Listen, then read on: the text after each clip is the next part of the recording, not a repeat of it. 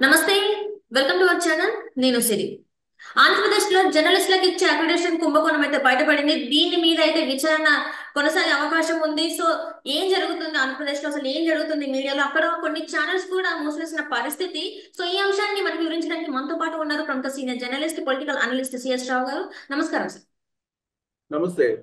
సరే, ఇప్పుడు చూస్తున్నట్టయితే ఆంధ్రప్రదేశ్ లో జర్నలిస్టులకు ఇచ్చే అక్రిడేషన్ కుంభకోణం అయితే బయటపడింది. దీని మీద విచారణ కూడా కొనసాగే అవకాశం ఉందని తెలుస్తుంది. అండ్ అలానే కొన్ని ఛానల్స్ ని కూడా మూసేసిన పరిస్థితి ఏపీలో ఉంది. సో దీని మీద ఇప్పుడు కొత్త ప్రభుత్వం ఎలాంటి చర్యలు తీసుకోబోతుంది సార్? సో ఒకటేంటంటే ఒక్కొక్క కుంభకోణం బయటకు వస్తుంది. కొత్త ప్రభుత్వం వస్తుంది, ప్రభుత్వం మారుతుంది అని చెప్పేసి అనగానే అనేక రకాల కుంభకోణాలు బయటకు వస్తుంది. ఆల్రెడీ ఇప్పటికే లిక్కర్ సంబంధించిన కుంభకోణానికి సంబంధించి దర్యాప్తు ఆల్రెడీ ప్రారంభమైంది. అలాగే ల్యాండ్ కి సంబంధించి కానీ శాండ్ కి సంబంధించి కానీ విచారణ జరగబోతుంది. ఇది పక్కా. ఎందుకంటే ఫైల్స్ అన్నిటిని కూడా భద్రంగా ఉంచాలని చెప్పి ఆదేశాలు జారీ చేయడంతో మొత్తం ఆఫీసులో ఉన్నటువంటి ఫైల్స్ అన్నింటిని కూడా భద్రంగా ఉంచాలని మొత్తం మోహరించారు పోలీసులు. ఏపీ పోలీసులు అందరూ కూడా భద్రత కల్పించారు. ఎక్కడ కూడా ఒక ఫైల్ కూడా మూవ్ కాకుండా కొన్ని ఆఫీసులకి అయితే తాళాలు కూడా వేశారు. కొత్త ప్రభుత్వం అంటే చంద్రబాబు నాయుడు ప్రమాణ స్వీకారం చేసిన తర్వాత కొత్త ప్రభుత్వం ఏర్పడేంత వరకు కూడా ఒక్క పెన్ను గాని ఒక కాగితం గాని పక్కకు పోకుండా ఉండేలాగా చేశారు. సో ఇవన్నీ కూడా సహజంగా అందరికీ తెలిసినటువంటి కుంభకోణాలే. కానీ మరొక కొత్త కుంభకోణం బయటకు వచ్చింది. ఇప్పుడు అక్రిడేషన్ల కుంభకోణం బయటకు వచ్చింది. దీంట్లో జర్నలిస్టులకి ప్రతి సంవత్సరం కూడా అక్రిడేషన్ ఇష్యూ చేస్తూ ఉంటుంది సమాచార శాఖ. ఈ సమాచార శాఖకు సంబంధించి విజయ్ కుమార్ అనే అతను కమిషనర్ గా ఉన్నారు. ఆ విజయ్ కుమార్ ఇప్పుడు లీవ్ మీద వెళ్ళిపోవడానికి ప్రయత్నం చేస్తున్నారు అని తెలుసుకున్నటువంటి ఏర్పడిపోయేటువంటి కొత్త ప్రభుత్వం రిలీవ్ చేయడానికి లేదు, అతన్ని అక్కడే ఉంచాలి, విచారణ చేపట్టాలి అనేటువంటి ఒక ఆదేశం చీఫ్ సెక్రటరీ నుంచి వెళ్ళినట్టు తెలుస్తుంది. ఇప్పుడు చీఫ్ సెక్రటరీ నీరబ్ కుమార్ ప్రసాద్ ఉన్నారు. ఆయన అన్ని డిపార్ట్మెంట్స్ కి అన్ని శాఖలకు కూడా ఉత్తర్వులు జారీ చేశారు. ఎక్కడ ఎవరిని కూడా లీవ్ మీద వెళ్ళడానికి లేదు, అలాగే వాళ్ళని రిలీవ్ చేయడానికి కూడా లేదు అని చెప్పి ఆదేశాలు జారీ చేశారు. కొత్త ప్రభుత్వం వచ్చి వాళ్ళు నిర్ణయం తీసుకునేంత వరకు కూడా ఎవరు సెలవుల మీద వెళ్ళడానికి లేదు, ప్లస్ రిలీవ్ చేయడానికి లేదు. ఎవరిని కూడా డిప్రెషన్ మీద వచ్చి రిలీవ్ ఉన్నటువంటి అధికారులను కూడా ఎవరిని కూడా రిలీవ్ చేయడానికి లేదు అని చెప్పి చెప్పారు. ఎందుకంటే జగన్మోహన్ రెడ్డి 2019 అధికారంలోకి వచ్చిన తర్వాత వివిధ రాష్ట్రాల నుంచి, ప్రత్యేకించి తెలంగాణ రాష్ట్రం నుంచి, అలాగే ఢిల్లీలో సెంట్రల్ సర్వీస్ కి వెళ్ళినటువంటి వాళ్ళు వీళ్ళని డిప్రెషన్ మీద ఇక్కడ తీసుకొచ్చారు. కొంతమంది సెలెక్టెడ్ ఐఏఎస్ ని, ఐపీఎస్ ని, కొంతమంది ఆఫీసర్స్ ని. అలాంటి వాళ్ళలోనే మనం చూసాం చాలా మందిని. వాసుదేవ రెడ్డి లాంటి వాళ్ళు కానీ, లేదా ధర్మారెడ్డి, తిరుమల తిరుపతి దేవస్థానం సంబంధించినటువంటి వాళ్ళందరూ కూడా డిప్రెషన్ మీద వచ్చినటువంటి వాళ్ళు. ఈవెన్ శ్రీలక్ష్మి కూడా డిప్రెషన్ మీద వచ్చారు. సో కావాల్సినటువంటి వాళ్ళని డిప్రెషన్ మీద తీసుకొచ్చి ఇతర ప్రాంతాల నుంచి అవినీతికి పాల్పడ్డాడు జగన్మోహన్ రెడ్డి గత 5 సంవత్సరాల నుంచి అనేది ఆయన మీద ఉన్నటువంటి ప్రధాన ఆరోపణ. ఇప్పుడు చంద్రబాబు నాయుడు ఆధ్వర్యంలో ఏర్పడిపోయేటువంటి ప్రభుత్వం వాళ్ళు చేసినటువంటి అవినీతి మీద, వాళ్ళు చేసినటువంటి అక్రమాల మీద విచారణకు ఆదేశిస్తున్నటువంటి క్రమంలో కొంతమంది విదేశాలకు వెళ్ళిపోవడానికి, మరికొంతమంది సెలవు మీద వెళ్ళిపోవడానికి, మరికొంతమంది ఏమో డిప్రెషన్ రద్దు చేసుకొని వాళ్ళ మాతృ సంస్థలకు వెళ్ళిపోవడానికి ప్రయత్నం చేస్తున్నారు. అలాంటి జాబితాలో ఇప్పుడు సమాచార శాఖ కమిషనర్ గా ఉన్నట్టు విజయ్ కుమార్ కూడా ఉన్నారు. ఈ సమాచార శాఖ సంబంధించి విజయ్ కుమార్ చేసినటువంటి పని ఏంటంటే జనరల్ గా గుర్తింపు కలిగినటువంటి జర్నలిస్టులకి, లేదా మామూలుగా వర్కింగ్ జర్నలిస్టులకి అక్రిడేషన్ ఇష్యూ చేస్తూ ఉంటారు. దానికి ఒక కమిటీ ఉంది. ఆ కమిటీని వాళ్ళకి కావాల్సినటువంటి వాళ్ళని వేసుకొని వైఎస్ఆర్ కాంగ్రెస్ పార్టీకి సంబంధించినటువంటి కార్యకర్తలకు కూడా ఇచ్చారు accreditation. So accreditation YSR Congress party కార్యకర్తలకి, లేదంటే వైఎస్ఆర్ కాంగ్రెస్ పార్టీలో ఉండేటువంటి రౌడీ షీటర్లకి, వైఎస్ఆర్ కాంగ్రెస్ పార్టీలో ఉండేటువంటి అసాంఘిక శక్తులకి ఈ అక్రిడేషన్ ఇష్యూ చేశారనేది ఇప్పుడు తాజాగా వినిపిస్తుంది.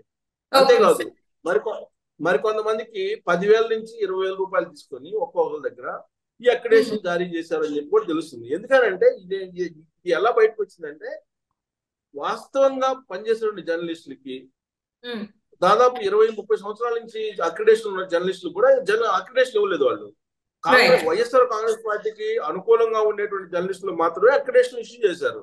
సపోజ్ నాదే తీసుకుంటే నాకు దాదాపుగా 2007 నుంచి అక్రిడేషన్ ఉంది. ఉమ్మడి ఆంధ్రప్రదేశ్ లో ఉంది, విడిపోయినటువంటి ఆంధ్రప్రదేశ్ లో కూడా వరుసగా అక్రిడేషన్ ఉంది.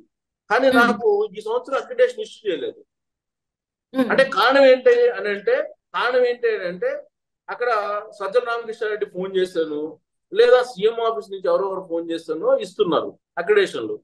సో లేదంటే వాళ్ళు ఒక లిస్ట్ ఇచ్చారు, సజ్జల రామకృష్ణారెడ్డి ఒక లిస్ట్ ఇచ్చారు, సీఎం ఆఫీస్ నుంచి ఒక లిస్ట్ వెళ్ళింది అని చెప్పి చెప్తున్నారు. ఆ లిస్ట్ లో ఎవరెవరికి ఇవ్వకూడదు అంటే తెలుగుదేశం పార్టీగా సంబంధించిన వాళ్ళు ఉన్నారు కొంతమంది, వాళ్ళని అంతా హోల్డ్ చేయండి, ప్రభుత్వానికి వ్యతిరేకంగా ప్రచారం చేస్తున్నటువంటి వాళ్ళని హోల్డ్ చేయండి, ప్రభుత్వానికి వ్యతిరేకంగా ప్రజా వ్యతిరేక విధానాలు ఏవైతే ఉన్నాయో వాటిని ఎత్తి చూపిస్తున్నారు, అలాంటి వాళ్ళకి అక్రిడేషన్ ఇష్యూ చేయొద్దని చెప్పి ఒక లిస్టు తయారు చేసి ఇస్తే, వాళ్ళేమో అసలైనటువంటి జర్నలిస్టులకి అక్రిడేషన్ ఇష్యూ చేయకుండా ఆపేసేసి వాళ్ళకు బదులుగా రౌడీ షీటర్లకి, వైఎస్ఆర్ కాంగ్రెస్ పార్టీలో ఉండేటువంటి అసాంఘిక శక్తులకి, లేదా గంజాయి అమ్ముకునేటువంటి వాళ్ళకి, ఇలాంటి వాళ్ళకి అక్రిడేషన్ ఇష్యూ చేశారనేది ఇప్పుడు వినిపిస్తుంది. సో దాంతో పెద్ద ఎత్తున కృష్ణా జిల్లాలోనే పెద్ద ఎత్తున ఈ ఈ కుంభకోణం బయటపడింది అంటున్నారు. రాష్ట్ర వ్యాప్తంగా కూడా ఈ కుంభకోణం చాలా పెద్ద ఎత్తున జరిగింది అని చెప్పి తెలుస్తుంది. అందుకని దీని మీద విచారణకి ఆదేశించడానికి కొత్తగా ఏర్పడిపోయేటువంటి చంద్రబాబు నాయుడు ప్రభుత్వం సిద్ధమైంది. సో మొత్తం తేలేంత వరకు కూడా విజయ్ కుమార్ ని రిలీవ్ చేయొద్దు అని చెప్పి చెప్తోంది ఒకటి.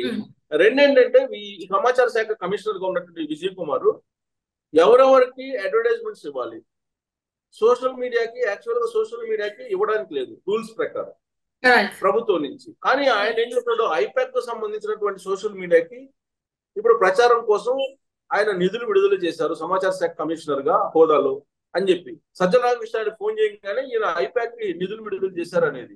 ఇప్పుడు ఆల్రెడీ చెన్నైలో ఉండేటువంటి ఒక సంస్థ ఐపాక్ కు సంబంధించిన సంస్థకి 30 కోట్లు ఇష్యూ చేశారనేది కొంతకాలంగా వినిపిస్తున్నటువంటి ఒక ఆరోపణ. సో కాబట్టి ఇప్పుడు అలాగే హైదరాబాద్ లో కోకాపేటలో ఉన్నటువంటి మరొక ఐపాక్ కు సంబంధించినటువంటి సంస్థకి ఇంకొక 30 కోట్లు విడుదల చేశారని, అలాగే ఆడుదాం ఆంధ్ర అనేటువంటి కార్యక్రమాన్ని ప్రచారం చేయడానికి దానికి ఒక కొన్ని కోట్ల రూపాయలు, అక్కడ కూడా ఒక 20-30 కోట్ల రూపాయలు ఐపాక్ ఇచ్చారని చెప్పి వినిపిస్తుంది. తర్వాత నామ్స్ ప్రకారం అసలు పేపర్ కి అడ్వర్టైజ్మెంట్ ఇవ్వాలంటే కనుక జగన్మోహన్ రెడ్డి బటన్ నొక్కేటువంటి కార్యక్రమాలు ఉన్నాయి. ఆ కార్యక్రమాలకు ఇచ్చేటువంటి డబ్బు ఏదైతే ఉందో దాన్ని ప్రచారం చేసుకోవడానికి ఆయన బటన్ నొక్కే ప్రతిసారి కూడా ఫుల్ పేజీలు యాడ్లు ఇచ్చి కొన్ని లక్షల రూపాయలు, కొన్ని కోట్ల రూపాయలు సాక్షి పేపర్కి ఇచ్చుకున్నారు అనేది ఉంది ఒకటి. అసలు నామ్స్ ప్రకారం సాక్షి పేపర్కి ఎంత ఇవ్వాలి, లేదంటే హైయెస్ట్ సర్క్యులేటెడ్ పేపర్స్ కి ఇవ్వాలి జనరల్ గా. తర్వాత వాళ్ళ ఆప్షన్స్ ఉంటాయి ఆ నామ్స్ ప్రకారం ఈ అడ్వర్టైజ్మెంట్స్ ఇవ్వాలి. ఆ నామ్స్ ని ధిక్కరించి ఆయన అడ్వర్టైజ్మెంట్స్ ని ఇచ్చి కొన్ని వేల కోట్ల రూపాయల కుంభకోణానికి పాల్పడ్డారనేది ఆ కమిషనర్ మీద ఉన్నటువంటి ఆరోపణ. అందుకే ఇప్పుడు ఆయన మీద విచారణకు ఆదేశించడానికి ఆయన రిలీవ్ చేయకుండా, ఆయన విదేశాలకు వెళ్లకుండా ఉండేలాగా మౌఖిక ఉత్తర్వులు జారీ చేశారు. అఫీషియల్ ఉత్తర్వులు అయితే అందరికీ అన్ని డిపార్ట్మెంట్ జారీ చేశాడు సిఎస్. సో ఇప్పుడు అక్రిడేషన్ కుంభకోణంతో పాటు అడ్వర్టైజ్మెంట్ కి ఇచ్చినటువంటి నిధులకు సంబంధించినటువంటి అంశంతో పాటు ఐపాక్ కి అసలు ఏ విధంగా ఇస్తారు, ఏ నిబంధనల ప్రకారం ఐపాక్ కి వీళ్ళు నిధులు విడుదల చేస్తారు, ఇవన్నీ కూడా ఇప్పుడు ఆయన మెడకు చుట్టుకోబోతున్నాయి. ఆయన జైలు పాలవటం అనేది ఖాయంగా కనిపిస్తుంది ఈ కుంభకోణంలో. Right sir, right. Thank you so much sir. Thank you.